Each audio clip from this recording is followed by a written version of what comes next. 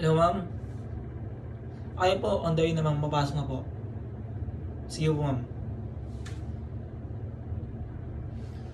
Ayos, trabaho na naman. Andiyan pala kayo. Trabaho na naman tayo, guys, no? Alam niyo yung tipong sipag nyo sa trabaho. Sobrang sipag nyo. Kaso nakakuha nyo lang pagod, stress, sakit ng katawan. Pero dapat kasi pagsipag nyo sa trabaho, dapat may plano kayo eh. Hindi puro trabaho lang, no? Kaya kayo, habang nagtatrabaho kayo, make sure na may direction kayo. Kasi dahil ang sipag na walang plano, nauwi lang sa pagod.